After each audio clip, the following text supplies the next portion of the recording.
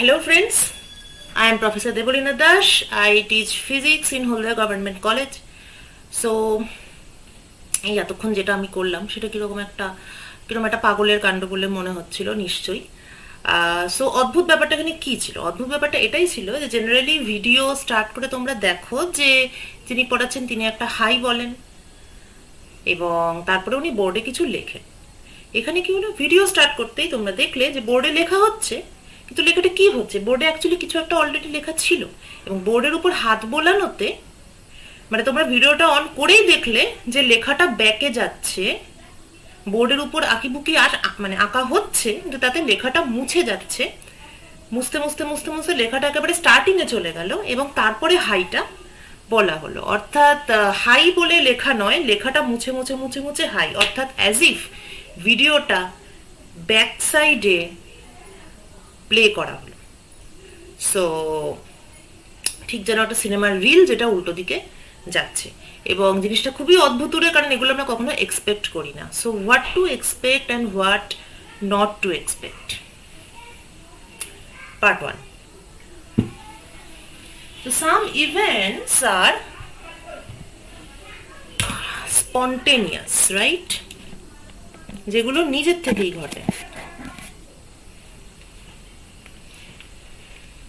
So it's all about, and it was a small trick after all, কেননা সময়ের তীরকে আমরা এখনো পর্যন্ত ঘোরাতে পারিনি।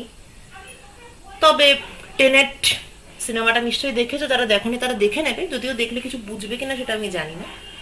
তো টেনেট সিনেমাটাতে কিন্তু অলরেডি মানে এটা সম্ভব কিনা সময়ের তীরকে উল্টো দিকে ঘোরানো, সেটা ওই মুভিতে অলরেডি সেটা একটা গ্লিমস দেওয়া হয়েছে। So it's all about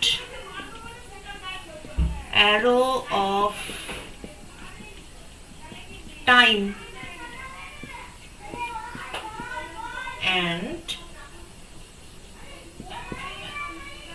spontaneity.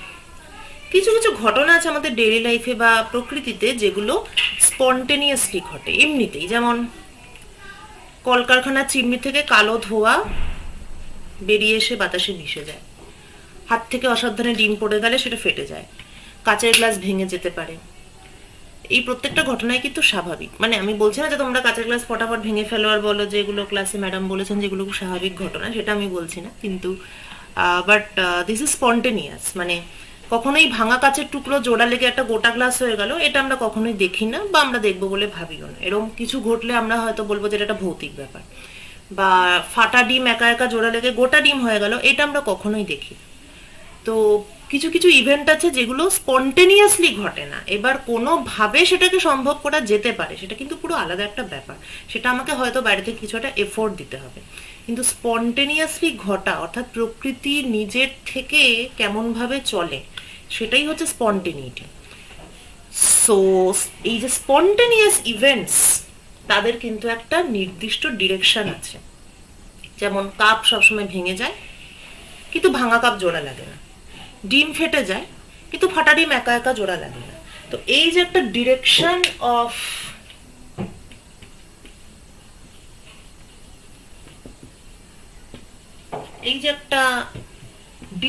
Of স্পন্টেনিটি, একটা স্পন্টেনিয়াস ইভেন্ট, সেটা কোনো একটা নির্দিষ্ট দিকেই ঘটতে পারে, তার বিপরীত দিকে ঘটতে পারে না, সে যতই সেখানে এনার্জি কনজার্ভড হোক না কেন। তো এই যে ডিরেকশন অফ স্পন্টেনিটি, এই ব্যাপারটাকে কিন্তু এক্সিস্টিং কোনো ল মানে আমি বলতে চাইছি যে ধরো শক্তির নিত্যতা সূত্র বা ভরের নিত্যতা সূত্র, এই ধরনের যে জিনিসগুলো, মোমেন্টাম কনজারভেশন ল, এরকম কোনো কিছু দিয়ে কিন্তু এগুলো এক্সপ্লেন করতে পারা যায় না। একমাত্র যেটা দিয়ে এক্সপ্লেন করা যায় সেটা হলো, so basically this is arrow of time, মানে যেন একটা নির্দিষ্ট দিকেই সময়টা এগিয়ে চলেছে এবং সেই সময় বরাবরই স্পন্টেনিয়াস ইভেন্টগুলো ঘটছে। সময়ের তীরকে যেভাবে উল্টো দিকে ঘোরানো যায় না, সেভাবে এই স্পন্টেনিয়াস ইভেন্টগুলো উল্টো দিকে স্পন্টেনিয়াসলি ঘটে না, হয়তো বাইরে থেকে কেউ হেল্প করলে এই ঘটনাগুলো ঘটতে পারে। So this is in a nutshell, this is the concept of entropy, বা এটাই হচ্ছে second law of second law of thermodynamics. So this is what second law of thermodynamics is all about. এই প্রসঙ্গে একটা ঘটনা বলি, যেটা মানে recent latest research.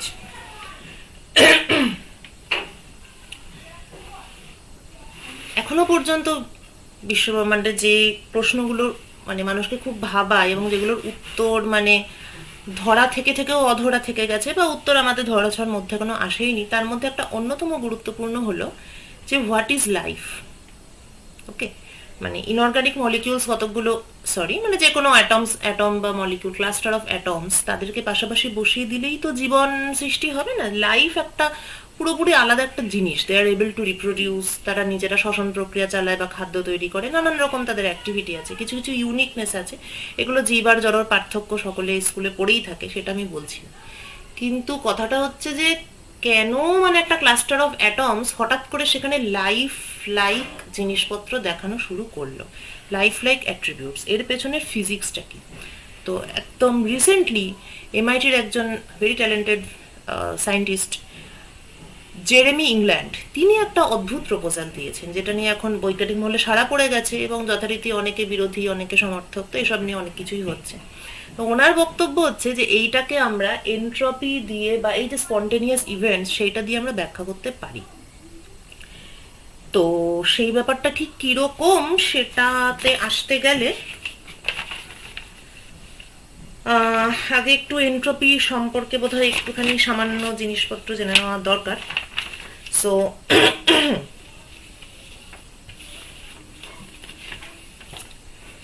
Clausius in the year 1865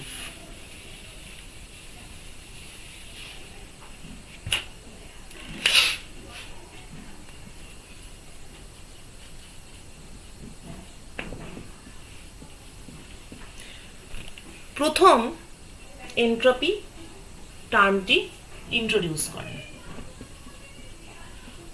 entropy, N শব্দটির অর্থ হচ্ছে ইন, এবং ট্রপি ওয়ার্ডটা এসেছে ট্রোপ শব্দটি থেকে, এবং ট্রোপ কথাটার মানে হচ্ছে টার্নিং পয়েন্ট।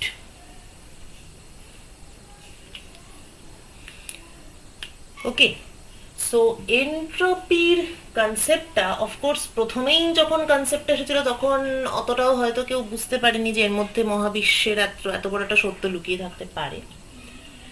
প্রথম ব্যাপারটা এসেছিল সিম্পল একটা হিট ইঞ্জিনের অঙ্ক কষতে কষতে। এটা যারা থার্মোডাইনামিক্স পড়ো তারা সকলেই এই ক্যালকুলেশনটা, আমি এখানে হয়তো অতটা ডিটেলে ডিসকাস করবো না, যারা পড়ো তারা এই ক্যালকুলেশনটা সকলেই জানো। So this concept actually became a matter of discussion from the Carnot cycle. কি কার্নোট সাইকেল ব্যাপারটা কি? কিছুই না, চারটে থার্মোডাইনামিক প্রসেস যেটা পরপর ঘটছে, এবং সেটা একটা সাইকেল এই জন্যই বলা হচ্ছে কেননা আমি যদি ওয়াই অ্যাক্সিসে প্রেশার আর এক্স অ্যাক্সিসে ভলিউম প্লট করি, এবং আমি যদি প্রথমে মানে চারটে স্টেপ যদি পরপর করি আর কি, ধরা যাক প্রথমে V1 ভলিউম ছিল আর একটা প্রেশার P1, সেখানে একটা আইডিয়াল গ্যাস ছিল। তারপর আমি এটাকে টেম্পারেচারটাকে ফিক্সড রেখে ভলিউমটা বাড়িয়ে V2 তে নিয়ে গেলাম, টেম্পারেচার T2 ফিক্সড। ওকে, তারপর আমি এটাকে থার্মালি ইনসুলেট করে দিলাম যে এখানে কোনো হিট ঢুকতে বা বেরোতে পারবে না, অর্থাৎ এটা অ্যাডিয়াবেটিক কাজ। এবং তারপর আমি সেটাকে V2 থেকে আরেকটু ভলিউম বাড়িয়ে V3 তে নিয়ে গেলাম। Okay, so this was adiabatic curve, Q equal to 0, delta Q. কোনো হিট ঢোকেনি বা কোনো হিট বেরোয়নি। যেহেতু কোনো হিট ঢোকেনি বা কোনো হিট বেরোয়নি, সো অফকোর্স তার সত্ত্বেও গ্যাসের ভলিউমটা বেড়েছে, সুতরাং এর টেম্পারেচার নিশ্চয়ই কমেছে। তো ধরা যাক টেম্পারেচার কমে T1 হয়েছে। এইবার আমি T1 কে ফিক্স রেখে গ্যাসটাকে সংকোচন করব। সংকোচন করে আমি এটাকে V4 এ নিয়ে এলাম। ওকে, তাহলে এটা ছিল আইসোথার্মাল, T2 টেম্পারেচার ফিক্সড, তারপর অ্যাডিয়াবেটিক হলো, V2 থেকে আরো বেড়ে V3 হলো অ্যাডিয়াবেটিক, তারপর আবার একটা isothermal process, T1 temperature fixed. প্রসেসটা কি না সংকোচন, V3 থেকে কমে V4 হলো, এরপর আবার আমরা ব্যাপারটাকে অ্যাডিয়াবেটিক করে দেব, কিন্তু সংকোচনটা চলতেই থাকবে। V4 থেকে কমে V1 ভলিউম হলো, সংকোচনটা চলতেই থাকলো, প্রসেসটা ছিল অ্যাডিয়াবেটিক, অর্থাৎ আবার ডেল্টা কিউ ইকুয়াল টু 0। ঘুরে ফিরে পিভি ডায়াগ্রামের একই পয়েন্টে আবার চলে এলো আমাদের সিস্টেমটা, সেটা হচ্ছে একটা কন্টেনারের মধ্যে আইডিয়াল গ্যাস। যেহেতু ও একই পয়েন্টে চলে এলো, তাই এটাকে আমরা একটা সাইকেল বলি, একটা ফুল সাইকেল কমপ্লিট হলো। আর প্রত্যেকটা স্টেপ যদি রিভার্সিবল হয়, এইটাই হচ্ছে একটা বিশাল গুরুত্বপূর্ণ জিনিস, রিভার্সিবিলিটি অ্যান্ড ইরিভার্সিবিলিটি।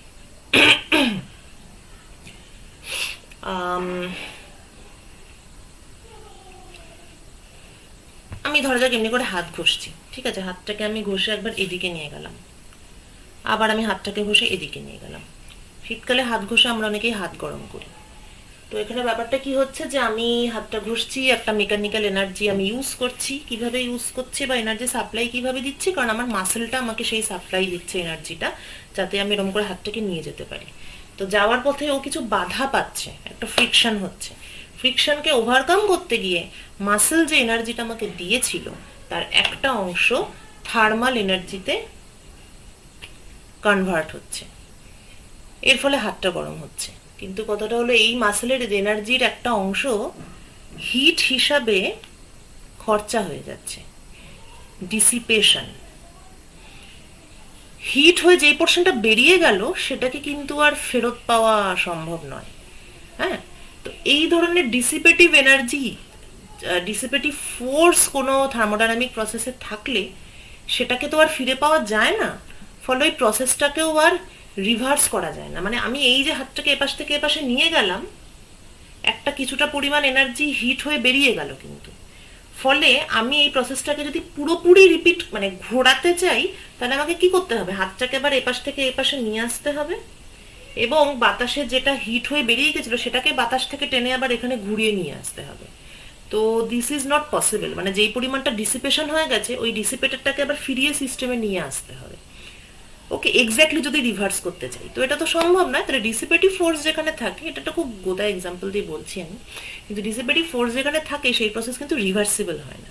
রিভার্সিবল মানে কি, সিস্টেম, আমার হাত এবং সারাউন্ডিংস অর্থাৎ চারপাশের বায়ু, এই পুরো জিনিসটা আবার যদি আগের অবস্থায় ফিরিয়ে আনা সম্ভব হয় without producing any change in the universe, বাকি কোথাও কাউকে আমি কিছু ডিস্টার্ব করবো না, সিস্টেম এবং আমার সারাউন্ডিংস এক্স্যাক্টলি আগের অবস্থায় ফিরে আসবে, এইটা যদি সম্ভব হয় তাহলে সেটাকে রিভার্সিবল বলে।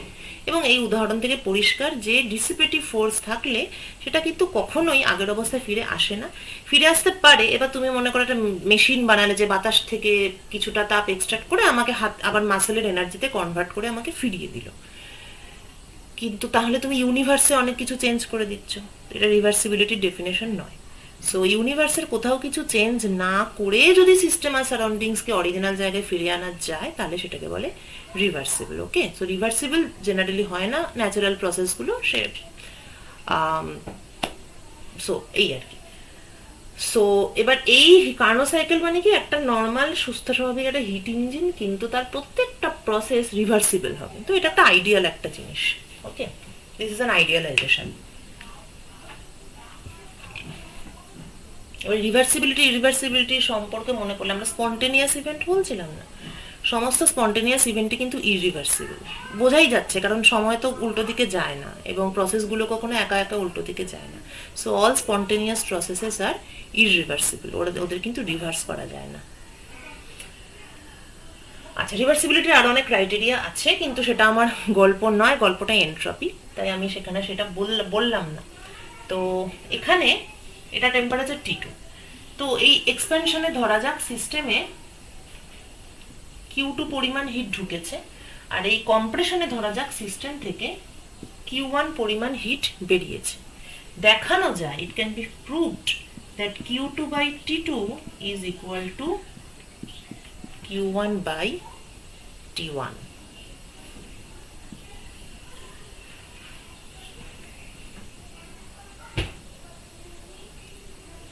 বা যেহেতু Q2 পরিমাণ হিট ঢুকেছে আর Q1 পরিমাণ হিট বেরিয়েছে, তাই হিট ঢোকাটাকে আমি যদি পজিটিভ ভাবি, তাহলে হিট বেরোনোটা নিশ্চয়ই সাম নেগেটিভ কোয়ান্টিটি হবে। আমি যদি সাইনটাকে কনসিডার করি, তাহলে এখান থেকে আর কি আমি আই ক্যান রাইট যে dQ2/T2 মানে কতটা হিট ঢুকলো, প্লাস dQ1/T1 মানে কতটা হিট বেরোলো, মানে Q1 ইকুয়াল টু মানে dQ1 equal to minus Q1 আর কি। যেহেতু হিট বেরিয়েছে তাই পরিবর্তনটাকে আমি মাইনাস Q1 বলছি। হ্যাঁ, এইটা মানে সরি, এই সামেশনটা তাহলে কি হচ্ছে, সামেশনটা 0 হচ্ছে। অর্থাৎ পুরো কার্নো সাইকেলে dQ/T এই জিনিসটাকে যদি সাম করা হয়, ইন্টিগ্রেট করা হয় ওভার দ্য এন্টায়ার সাইকেল, তাহলে সেটা 0 হচ্ছে। লক্ষণীয়, একটা সাইকেল বরাবর একটা সিস্টেম যদি ঘুরে আসে, আগের পয়েন্টে ফিরে আসে, তাহলে টোটাল চেঞ্জ যদি 0 হয়, এই জিনিসটা আমরা আগেও পড়েছি, কিসে পড়েছি, ইন্টারনাল এনার্জিতে পড়েছি।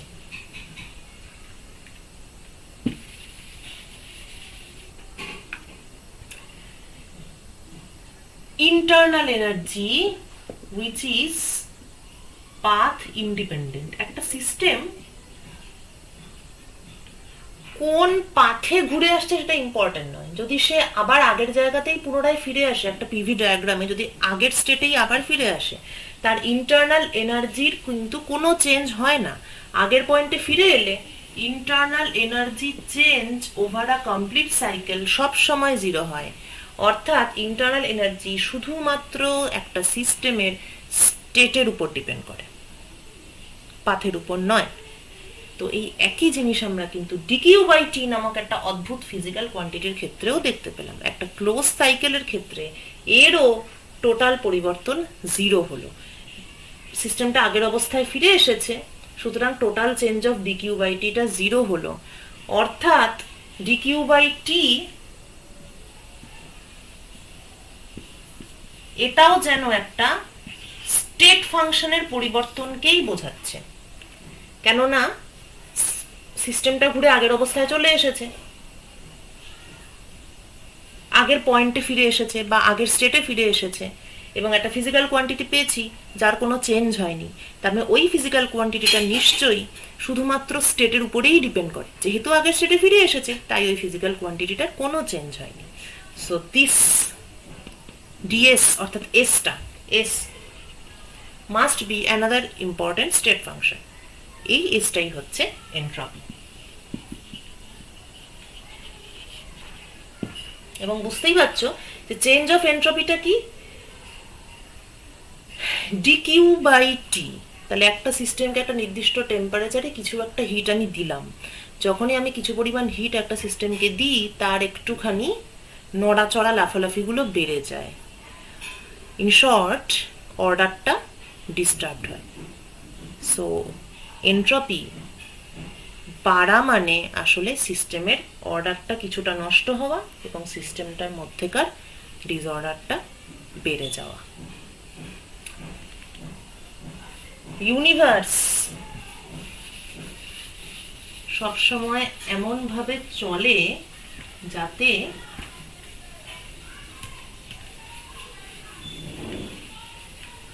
একটা আইসোলেটেড সিস্টেমের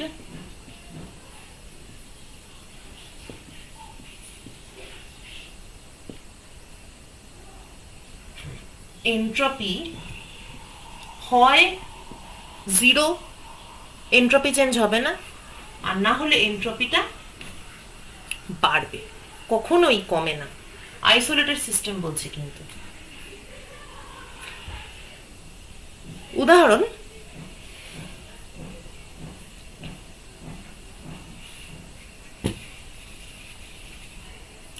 রুম টেম্পারেচারে আইস বরফ রেখেছি। আচ্ছা ঠিক আছে, আমি ঘরে 1 কাপ কফি রেখেছি।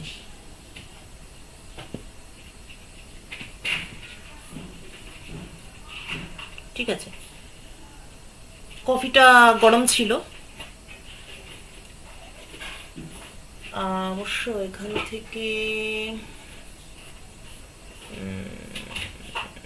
থেকে এক্সপ্লেন করাটা একটু মুশকিল।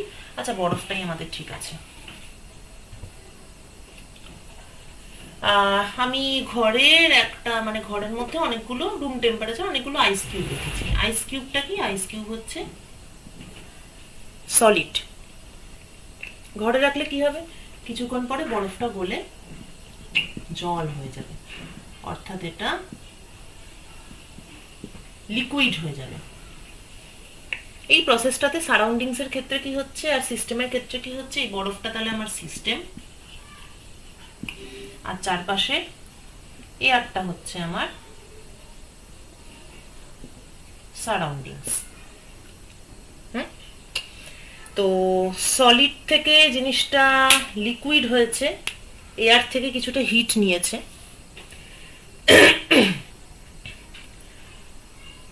সলিড সিস্টেমের সলিড আর লিকুইডের মধ্যে বেসিক ডিফারেন্সটা কি, যে অ্যাটম বা মলিকিউলগুলো আছে তাদের পজিশনটা সলিডের ক্ষেত্রে একটা জায়গায় ফিক্স থাকে, সেই ফিক্স জায়গার অ্যাবাউটে তারা হয়তো একটু ভাইব্রেট বা অসিলেট করে।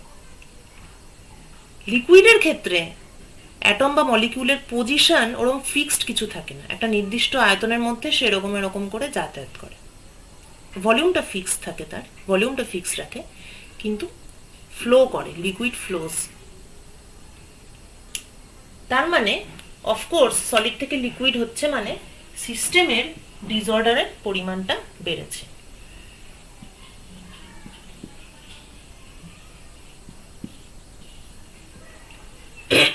এবার শুধু সিস্টেম দেখলে তো হবে না, আমাকে আইসোলেটেড সিস্টেম বলা হচ্ছে। তো এখানে এই সিস্টেমটা মোটেও আইসোলেটেড নয়, ও বাতাস থেকে কিছুটা হিট শোষণ করেছে।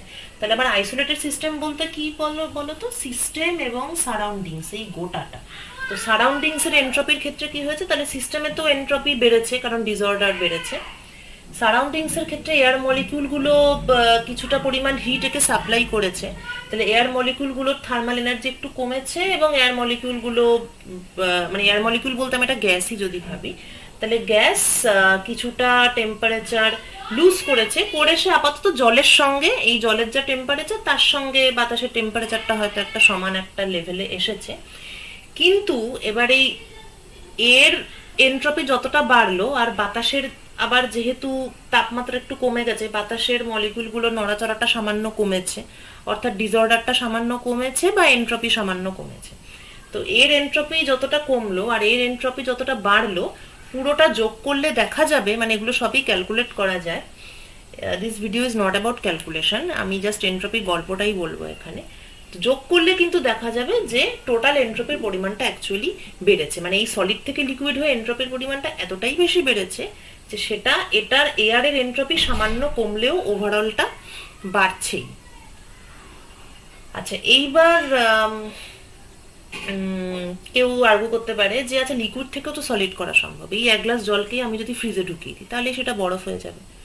কিন্তু মনে রাখতে হবে, বা তাহলে সেটা বরফ হয়ে যাবে, তাহলে লিকুইড থেকে সলিডে আসা মানে অবশ্যই অর্ডার বাড়া বা এন্ট্রপি কমা, তাহলে এই সিস্টেমে তো এক্ষেত্রে এন্ট্রপিটা কমছে।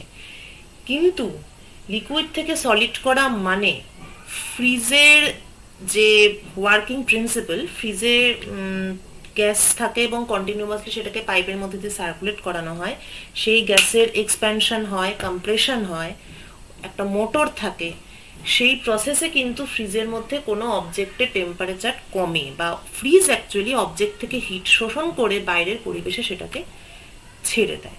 এই প্রসেসটাতে ফ্রিজ একটা রেফ্রিজারেটর একটা ইঞ্জিন হিসাবে কাজ করে। সুতরাং যেমন লিকুইডটা সলিড হবে ফ্রিজে ঢুকলে, তার এন্ট্রপিটা কমবে, কিন্তু সঙ্গে যে রেফ্রিজারেট করতে যে হেল্প করছে তার আবার এন্ট্রপিটা বাড়বে। পুরো জিনিসটাকে যোগ করলে ওভারঅল এন্ট্রপিটা বাড়বে। তবে এন্ট্রপি চেঞ্জ কখন সেম থাকে, এই যে বললাম প্রথমে জিরো, কখন জিরো থাকে, এন্ট্রপি চেঞ্জ হয় না ইউনিভার্সে বা কোনো একটা সিস্টেম প্লাস সারাউন্ডিংসে যদি প্রসেসটা রিভার্সিবল হয়। রিভার্সিবল প্রসেসে কোনো এন্ট্রপি চেঞ্জ হয় না, ইররিভার্সিবল প্রসেসে entropy always increases with time. তো এবার ওটা একটু মানে একটু চাপেরই ব্যাপার, মানে ইউনিভার্সে সবসময় ডিসঅর্ডার বাড়ছে, সবসময় এন্ট্রপি বাড়ছে, মানে হয় একই থাকছে নয় বাড়ছে। এটা মানে কেন? Why hour nature loves disorder?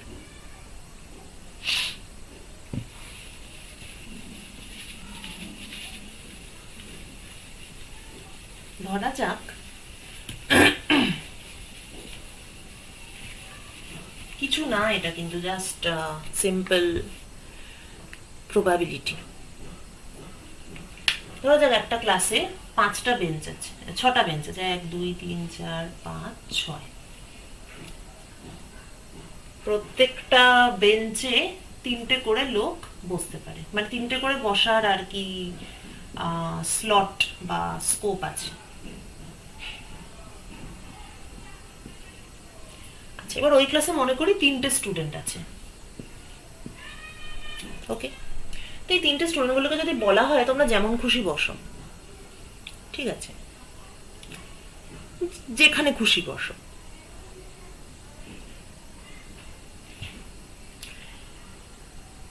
ওরা যেখানে খুশি বসো বললে কি করবে? একজন হয়তো এখানে বসবে, আরেকজন হয়তো মনে হলো না আমি ওইখানটাতে বসবো, আরেকজনের মনে হলো না আমি এই পাশটাতে বসবো, এরকম একটা হতে পারে। বা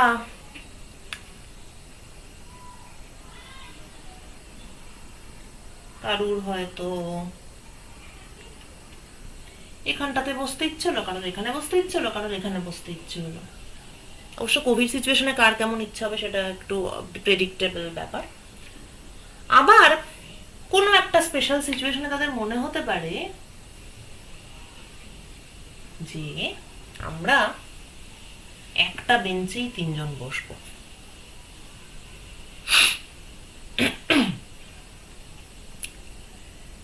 এটা কিন্তু এক ধরনের অর্ডার, যে একটা বেঞ্চেই 3জন বসেছে। অর্ডার মানে কি? শৃঙ্খলা। তারা একটু শৃঙ্খলাবদ্ধ লোকজন, তারা একটা বেঞ্চে 3জন বসেছে। আর বিভিন্ন জায়গায় যে যার মতো বসেছে সেটা হচ্ছে বিশৃঙ্খলা। কিন্তু মনে রাখতে হবে যে এই যে ঘটনাটা, একটা বেঞ্চে 3জনের বসা, এটা কত রকম ভাবে সম্ভব। মোট 6টা বেঞ্চ আছে, তাহলে ওরা হয় এখানে বসতে পারে, বা এখানে বসতে পারে, বা এখানে বসতে পারে, বা এখানে এখানে এখানে, তাহলে only 6 possible ways। একটা বেঞ্চে 3জন বসবে, অল ইন ওয়ান বেঞ্চ, সেটা 6 রকম ভাবে সম্ভব। হোয়ারএজ এক একজন এক একটা জায়গায় বসবে, সেটা কিন্তু অনেক রকম ভাবে করা সম্ভব। মানে যে যেমন খুশি বসবে, বা একটা বেঞ্চে 3জন বসবে সেটা বাদ দিয়ে বাকি অন্য যে কোনো ভাবে বসা, সেটা কিন্তু অসংখ্য রকম ভাবে সম্ভব। দেখতেই পাচ্ছ যে এখানে বসার জায়গা আছে 3 6 18টা। এই 18টা জায়গার মধ্যে এই 3টে স্টুডেন্ট 3টে জায়গা অকুপাই করবে, কত রকম পসিবিলিটি আছে তার, অনেক রকম ভাবে তারা বসতে পারে। তাহলে শৃঙ্খলাবদ্ধ মানে ডিসিপ্লিনড হওয়ার যত রকম রাস্তা আছে, সেই তুলনায় ইনডিসিপ্লিনড হয়ে বিভিন্ন রকম ভাবে বসার অপশনস অনেক বেশি। এটাকেই মানুষের বদলে যদি অ্যাটম বলে ভাবি, আচ্ছা এখানে এটাও বলা আছে, তার মানে একটা জায়গায় কনসেন্ট্রেটেড হয়ে থাকার পসিবিলিটি যত, তার থেকে বিভিন্ন জায়গায় ছড়িয়ে ছিটিয়ে থাকা, বা ডিসপার্সড অবস্থায় থাকা, বা স্প্রেড আউট অবস্থায় থাকা, সেটার মানে রাস্তাটা বা মানে অনেক রকম ভাবে স্প্রেড আউট থাকা যায়, কিন্তু কনসেন্ট্রেটেড হয়ে থাকতে গেলে সেটা কিছু নির্দিষ্ট রকম ভাবেই কনসেন্ট্রেটেড হয়ে থাকা যায়। সো এটাই যদি আমি অ্যাটম বা মলিকিউল দিয়ে ভাবি, তাহলে কিছু অ্যাটম বা মলিকিউল বা কোনো ন্যাচারাল সিস্টেম, তাদেরকে যদি নিজের মতো ছেড়ে দেওয়া হয়, তারা যদি পরস্পরের সঙ্গে ইন্টারাক্ট করে এবং তারা যদি নিজের নিজের মতো বিভিন্ন এনার্জি স্টেট অকুপাই করে, তাহলে বিভিন্ন রকম জায়গায় ছড়িয়ে থাকা বা একটু বিশৃঙ্খলভাবে ছড়িয়ে থাকার উপায় অনেক বেশি, অনেক। এবার ওদেরকে যদি নিজের মতো ছেড়ে দেওয়া হয়, তারা নানান রকম ভাবে থাকবে, তাহলে পসিবিলিটি হচ্ছে বেশিরভাগ ক্ষেত্রেই তাদেরকে বিশৃঙ্খল অবস্থাতেই পাওয়া যাবে। কনসেন্ট্রেটেড অবস্থায় থাকার পসিবিলিটিটা কম, কেননা দেখতেই পাচ্ছি আমরা অপশনসটাই তো কম, মাত্র 6 রকম ভাবে হওয়া যায়। তাহলে চান্স ফ্যাক্টর কি বলছে যে এই জিনিসটা বেশিরভাবে, মানে আমি 3টে স্টুডেন্টকে যদি একটা ঘরের মধ্যে ঢুকিয়ে দিই, তাহলে আমি নিশ্চয়ই কমই এক্সপেক্ট করবো যে তারা এক বেঞ্চে থাকবে, তারা ছড়িয়ে ছিটিয়ে থাকবে, এটাই আমি বেশি এক্সপেক্ট করবো। The word expectations, probability. কেন কম এক্সপেক্ট করবো? কারণ ওটার প্রবাবিলিটি কম। ছড়িয়ে ছিটিয়ে থাকবে এটা কেন বেশি এক্সপেক্ট করবো? কারণ ওটারই প্রবাবিলিটি বেশি, ওটাই বেশি probable. So entropy is all about the probability. বিশৃঙ্খলাটাই মোর প্রবাবল, শৃঙ্খলা বা অর্ডার ইজ লেস প্রবাবল। প্রকৃতি সবসময় এমন জায়গায় যেতে চাইবে যেটা মোর প্রবাবল, অর্থাৎ প্রকৃতি সবসময় এন্ট্রপি ম্যাক্সিমাইজ করতে চাইবে এবং এনার্জিকে সবসময় যত পারো স্প্রেড আউট করে দাও। এক কাপ কফি একটা ঘরে রাখা হয়েছে, একটু পরে কফিটা ঠান্ডা হয়ে যায়, কেন? কারণ কফির অ্যাটমগুলোর মধ্যে যে এনার্জিটা কনসেন্ট্রেটেড আছে সেটা আস্তে আস্তে ঘরে স্প্রেড আউট হয়ে যায়। এইটার নাম্বার অফ ওয়েজ বা অপশনস অনেক বেশি। ঘরে অজস্র অ্যাটম আছে, এনার্জিগুলো বিভিন্ন জায়গায় জায়গায় ছড়িয়ে থাকতে পারে, অনেক রকম ভাবে সে ছড়িয়ে থাকতে পারে। কিন্তু ওকে যদি কফির কাপে কনসেন্ট্রেটেড হয়ে ঢুকে বসে থাকতে হয়, তার যে কত রকম ভাবে সে ওইটুকু জায়গায়, এই স্টুডেন্টগুলোর একটা বেঞ্চে বসার মতো, সেটা কত রকম ভাবে সে করতে পারবে সেই সংখ্যাটা তো অফকোর্স খুবই কম।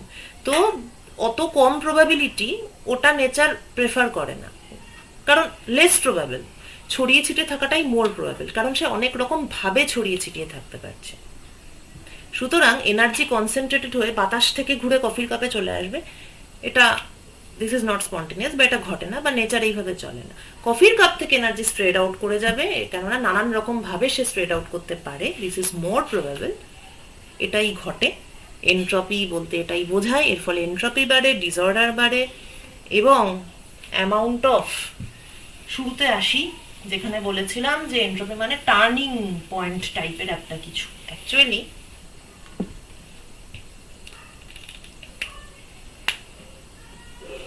কার্নো সাইকেল নিয়ে যখন সাদি কার্নো যখন ব্যাপারটাকে ডেমনস্ট্রেট করেছিলেন, তখন উনি দেখিয়েছিলেন যে দেখো এই যে ব্যাপারটা ছিল, হিট Q1 ঢুকলো আর Q2 হিট রিজেক্ট হলো।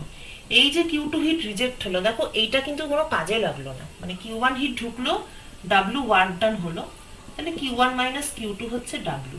Q2 হিটটা তো বেরিয়ে চলে গেল, Q1 ইনপুট দিয়েছিলাম, W আউটপুট পেলাম, Q2 হিটটা কিন্তু কোনো কাজে লাগলো না। সো আনঅ্যাভেলেবল হিট, তাহলে কিছুটা পরিমাণ energy is becoming unavailable, or it is turning into unavailable energy. That is why entropy. এই যে turning point, some amount of energy or some fraction of energy becomes unavailable. এইবার ফিরে আসি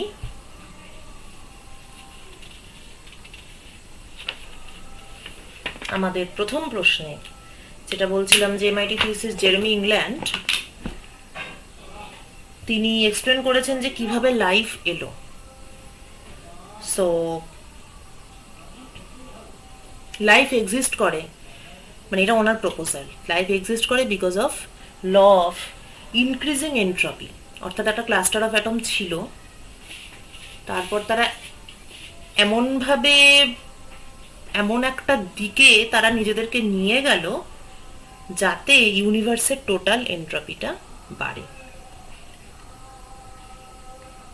living things versus just একটা cluster of carbon atoms, ডিফারেন্সটা কোথায়? Living things কিন্তু environment থেকে এনার্জি ক্যাপচার করে এবং সেটাকে হিটে কনভার্ট করে, ঠিক আছে? মানে সালোক সংশ্লেষ হয়, সূর্যের আলো গ্রহণ করে, সেটা দিয়ে খাবার বানায়, হিটে কনভার্ট করে, সেটা দিয়ে নিজেদেরকে পরিচালনা করে। তো লিভিং থিংসের মেন ব্যাপারটা কিন্তু এটাই যে ওরা এনভায়রনমেন্ট থেকে এনার্জি নেয় এবং সেটা দিয়ে ওরা কিছু একটা কার্য করে এবং সেটাকে ওরা হিটে কনভার্ট করে। একটা হিট ইঞ্জিনের মতনই একটা প্রসেস বলতে গেলে, মানে একটা set of thermodynamic process. So সৃষ্টির শুরুতে যখন সূর্যালোক ছিল এবং একটা হিট বাথ ছিল বা হিট রিজার্ভার ছিল, ওশেন, তো সেখানে যখন কিছু ক্লাস্টার অফ কার্বন অ্যাটমস থাকলো, তখন তারা সূর্যের আলো বাইরে থেকে নিল, সোর্স থেকে নিল, তারপর তারা নিজেদেরকে এমনভাবে রিস্ট্রাকচার করলো যাতে তারা সেটাকে হিটে কনভার্ট করে তারা কিছু ইউজফুল কাজ করতে পারে। পুরো প্রসেসটাতে কিছুটা হিট আনঅ্যাভেলেবল হয়ে গেল এবং পুরো প্রসেসটাতে ইউনিভার্সের ওভারঅল এন্ট্রপিটাও বেড়ে গেল। ওভারঅল এন্ট্রপিটা বাড়তে হবে ইউনিভার্সের, অফকোর্স। সো মানে এগুলো নিয়ে অবশ্য আরো অনেক রিসার্চ চলছে, কিন্তু মূল ওনার আর্গুমেন্ট আছে, এবং ওনার ম্যাথমেটিক্যাল ফর্মুলা বের করেও সেটা প্রুভ করেছে। মূল আর্গুমেন্ট হচ্ছে যে একটা ক্লাস্টার অফ অ্যাটম আমি রেখে দিয়েছি, তারা নিজেদেরকে এমনভাবে রিস্ট্রাকচার করবে, এমনভাবে রিঅ্যারেঞ্জ করবে, যাতে ইউনিভার্সের ওভারঅল এন্ট্রপিটা বৃদ্ধি পায়। এবং লিভিং থিংসের সঙ্গে মানে নন লিভিং অবজেক্টের মূল পার্থক্যই হলো লিভিং থিংস প্রকৃতি থেকে এনার্জি কালেক্ট করে সেটাকে হিটে কনভার্ট করতে পারে, অর্থাৎ ওরা একটা থার্মোডাইনামিক প্রসেস মানে ক্যারি আউট করে। যেমন শালক সংশ্লেষ, সেখানে সূর্যালোক শোষণ করে, সূর্যালোক কিন্তু হাই এনার্জি, যে হিটটা ওটা ছেড়ে দিচ্ছে সেটা কিন্তু লো এনার্জি আলট্রাভায়োলেট রে, লং ওয়েভলেন্থ। ঠিক আছে, তো এখানে কি হয়, energy is more spread out. যখন মানে নিচ্ছে এনার্জি তখন সেটা হাই এনার্জি এবং এনার্জি কনসেন্ট্রেটেড, কিন্তু যখন ছাড়ছে তখন এনার্জিটা কিন্তু মোর স্প্রেড আউট। তাহলে এখানে একটা এন্ট্রপি চেঞ্জ হচ্ছে, সারাউন্ডিংসের এন্ট্রপি চেঞ্জ হচ্ছে, এবং উদ্ভিদের নিজের মধ্যে তো অবশ্যই এন্ট্রপি চেঞ্জ হচ্ছে। টোটাল সামেশনটা ফলে ইউনিভার্সের টোটাল এন্ট্রপি বৃদ্ধি পাচ্ছে। তো এই যে ঘটনাগুলো, এগুলো তারা লিভিং থিং, যে সে তো যেচে পড়ে নিজে দায়িত্ব নিয়ে ঘটাচ্ছে, তো লিভিং থিং এগুলো এমনভাবে নিজেদেরকে রিস্ট্রাকচার করেছে যাতে ওরা এমন কিছু থার্মোডাইনামিক প্রসেস ওরা করতে পারে যার ফলে ইউনিভার্সের টোটাল এন্ট্রপিটা বৃদ্ধি পাবে। So this is it. আজকের ক্লাসটা এতটাই। যাদের মনে হবে, আমি জেরেমি ইংল্যান্ডের এই আর্টিকেলের লিঙ্কটাই ভিডিও নিচে ডেসক্রিপশনে দিয়ে দেবো, তোমরা এটা নিয়ে আরেকটু স্টাডি করতে পারো। আর অবশ্যই ফিডব্যাকে জানিও যে তোমরা এটা নিয়ে স্টাডি করে তোমাদের কি মনে হলো about the origin of life.